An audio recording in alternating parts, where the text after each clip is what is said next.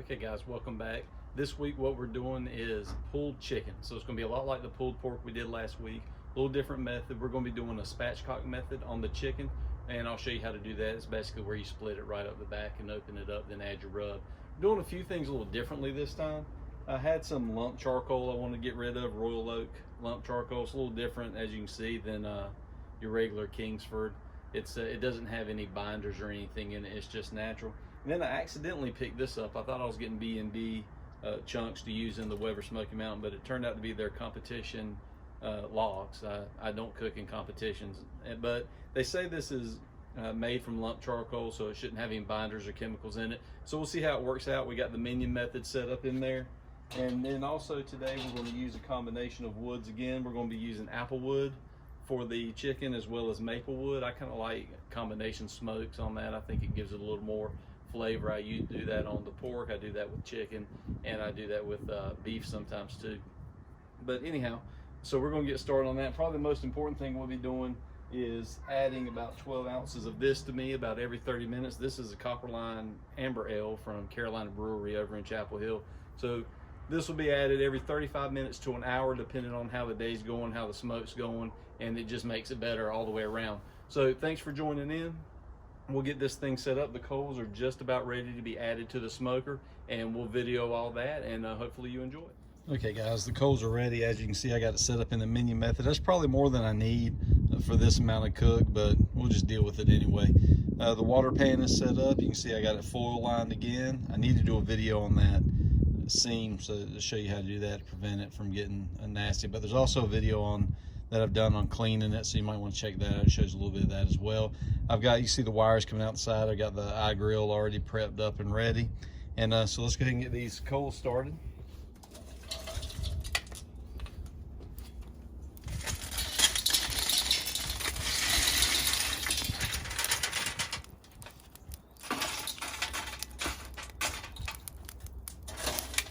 Okay, let those go and throw the apple wood on.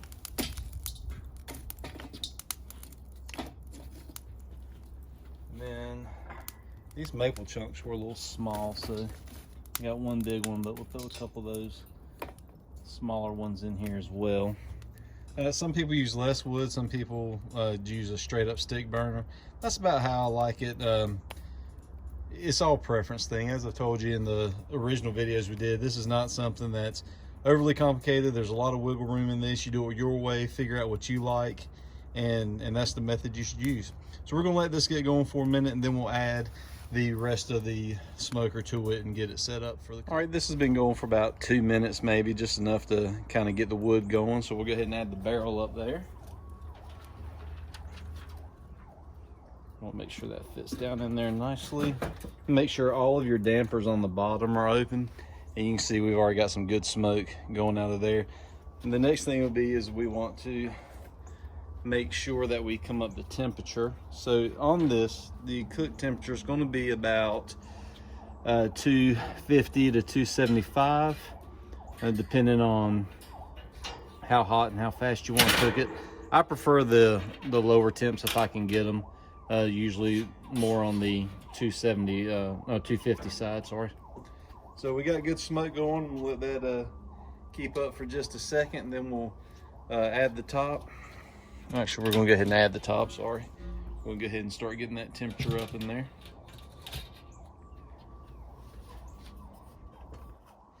Go ahead and put this door on. You can see we've already got good smoke coming out.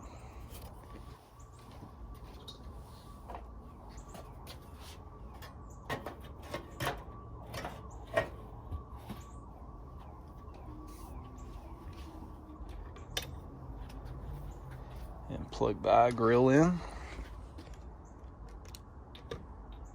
Eye grill is just going to give you a better temperature read out of that than the thermometer on the dome is. I did replace the thermometer on the dome, as I mentioned in the other video.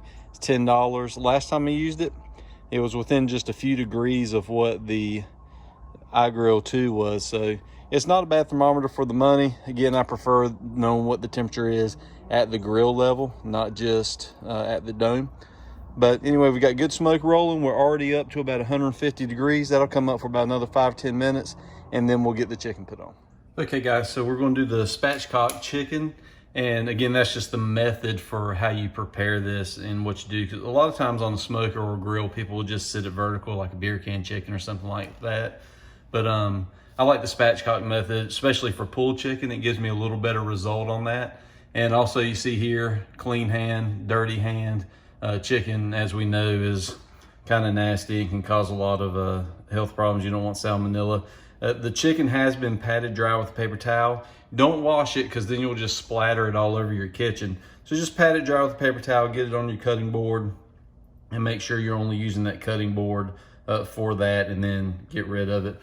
Also, we're going to do our rub here as well. Well, usually I like to make my own, but Meat Church makes really good rubs. This is the Meat Church Holy Cow rub. You can use it on beef, pork, or poultry, and I've had good results with their stuff as well. So we're going to do 2 chickens, and I got this one set up. We'll go ahead and get started. So basically the spatchcock method is you're just going to split it down the back. So you flip it over kind of where the tail is. You get your kitchen shears out, start on one side of it, and just cut that backbone out and get through everything there.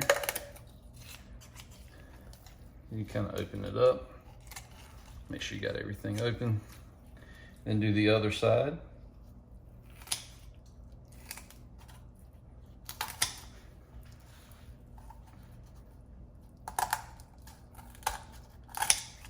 And try to keep close to the spine so you cut out as little meat as possible. And then you have it basically separated open, flip it over, and I usually like to reach in here and just kind of break the ribs up a little bit.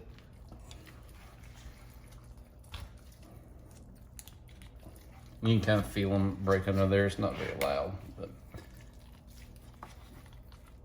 you can fold it up some more.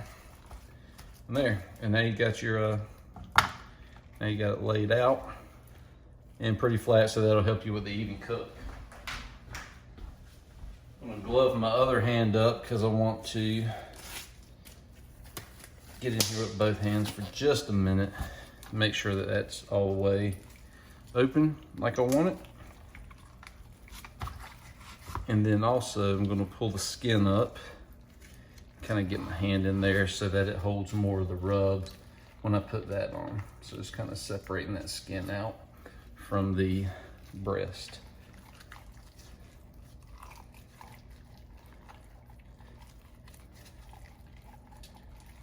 There we go. Makes a good pocket for the rub and gets it all in there. And you can see there, you can put plenty of rub down in there. And before I do the rub, I'll also probably cut a little pocket in each of the thighs too, just to get some extra down toward the meat.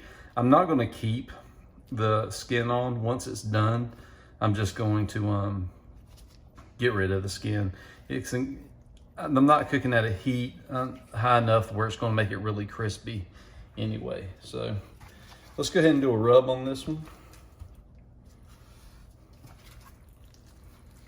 I usually start on the bottom here. Get rid of that glove.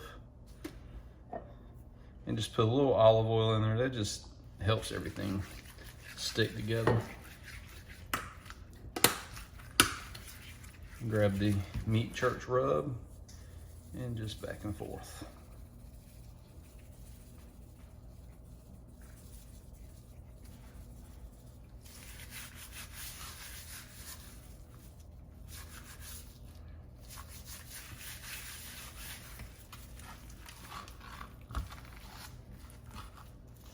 Same on this side.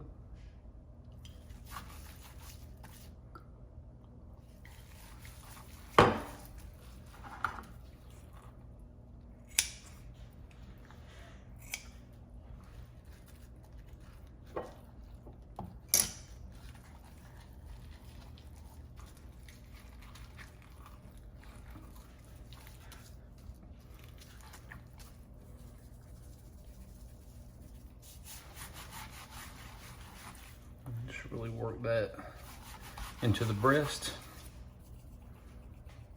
Put some in that thigh pocket and move it down onto the meat in there.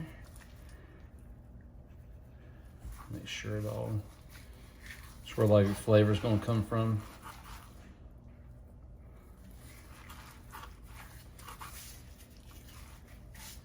And then just cover the outside and the wings.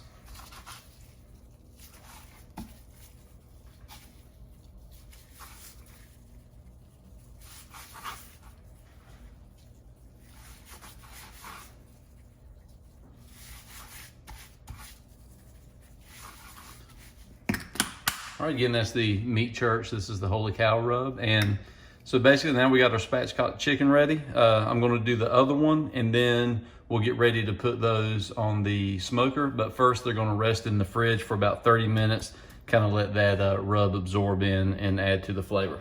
All right, so we'll be right back when we go on the smoker. Okay guys, since we last talked, it's been about 3/4 of a beer. We're at right at 260 on our, we're both on our thermometer and the iGrill. So what we're gonna do now is get ready and add the chicken.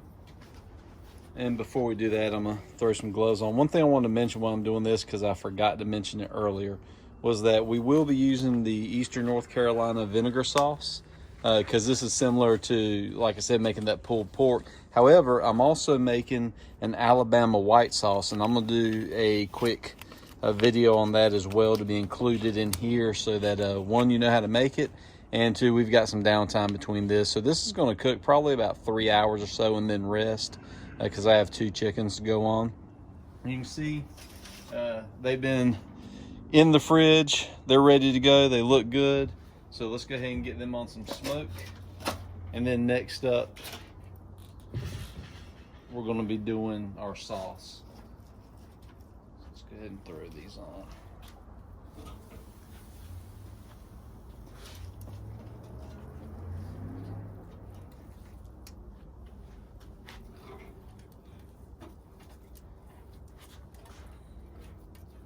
Move them around a little bit. We don't want the meat touching that probe because it'll throw our temperature off. That should be good. And I'm not going to put temp probes in those at first because it's going to be a while before they get up to temperature anyway. So we'll just check them with the instant read thermometer in the next hour. Once the next hour comes up, as you know, I love apple cider vinegar. I'm going to spritz a little bit on that, but you can really use anything that you want just to kind of keep the meat moist. However, I like apple cider vinegar, so that's what we're using. And so we'll be back here shortly, and in the meantime, the next part will be the white sauce. So as you know, I'm a purist about my sauces that I put on meat. I really love Eastern North Carolina vinegar sauce. I showed you in the video how to make that. But I did try this with chicken, and especially with wings, but also with the pulled chicken on a pulled chicken sandwich. This stuff is really good. I didn't think I'd like it, but I made it. Turns out it is really good. So what we're starting with is 2 cups of Duke's mayonnaise. If you're from the South, it's Duke's. If you eat Hellman's, you can just shut the video off now. We got a 1/2 cup of apple cider vinegar. I'm gonna pour that in with it. Before you add anything else, you wanna go ahead and whisk this together. This sauce is not supposed to be thick, so you want it all whisked together really nicely. This is going to be a thinnish sauce. It's not going to be watery, but it's not going to be thick like you're squirting mayonnaise on anything. Once you get that combined, you can add in a couple splashes of Worcestershire sauce. Usually get about 3 good squirts of it. Get that in there. Then you can start adding your other stuff. So this is creamy horseradish. And you're going to want 2 teaspoons of that. Then 1 tablespoon of sugar. 1 tablespoon of black pepper. 2 teaspoons of garlic powder, and I use the granulated garlic powder so it doesn't clog up. Then 1 heaping teaspoon of kosher salt. Then bring that all together. It smells really good with all the flavors coming together in there. Like I said, this is going to go really well with that chicken.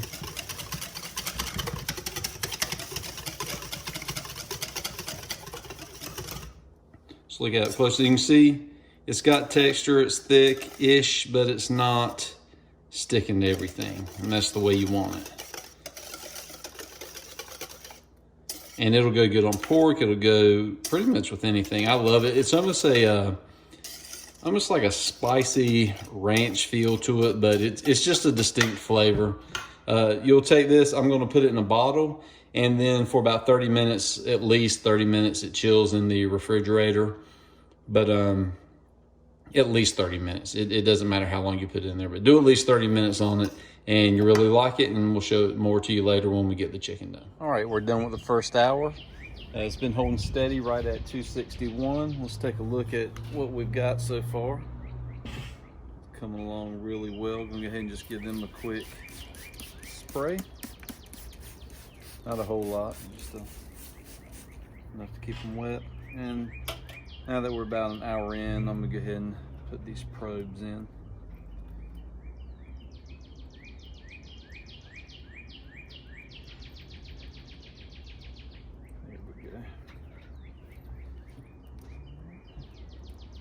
Showing about 115 each. This one's a little warmer, but not too much. So we'll shut that back down and keep it going. Okay, the second hour's done. They're looking really good. Once they come up to full temperature, we'll get them off and then let them rest in the cooler for a little while. Just gonna check the temp on the other breast. This one's showing 154 is about the same, just a degree or two off from 157. So it's within the degree of the other one. Same here, running same as the other probe. So I'll check the other portions of the chicken just to make sure everything's up. But being the breast is the thickest part, if it's at near temperature, the rest of them are going to be. But you know, with chicken, you still just want to check. Things looking good. So we gave it a quick spray with the apple cider vinegar, and it's winding down. The temps look great. The chicken looks good. So we'll get that. We'll let that finish going. And then we'll rest it for about 25-30 minutes, and then it should be ready to break apart. Okay, these should be about done. The temperature readings on them are at 166 or just above. So what we're going to do is take them out, wrap them in foil, and then rest them in the cooler for about 30 minutes. So let's take a look at what we got. Those look really nice. Let's pop these probes out.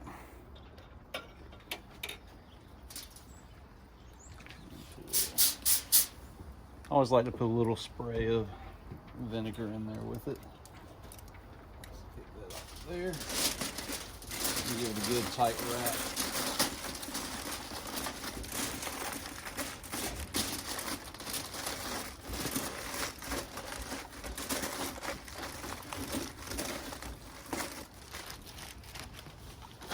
Into the cooler.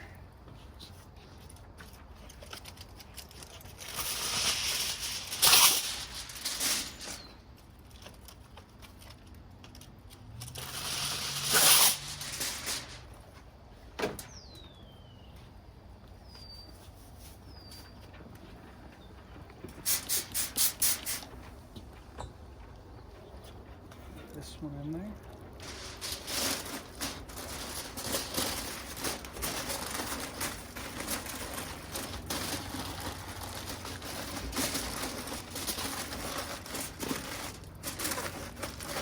Not everybody wraps.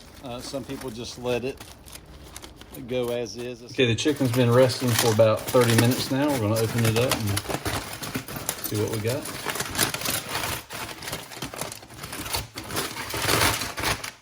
It looks really good.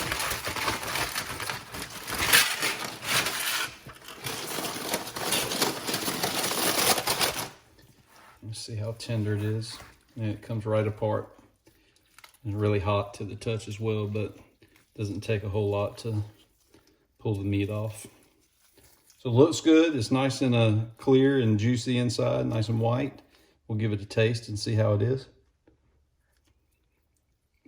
It's very good. The seasoning works really well with it. It's cooked perfectly to temperature and it just breaks right apart. So this is going to be really good on a sandwich, especially with that white sauce. And we'll show you that in just a little bit. All right, that's the finished product on the bun. This is the white sauce that we made a little earlier. And we're finished. It's going to be great.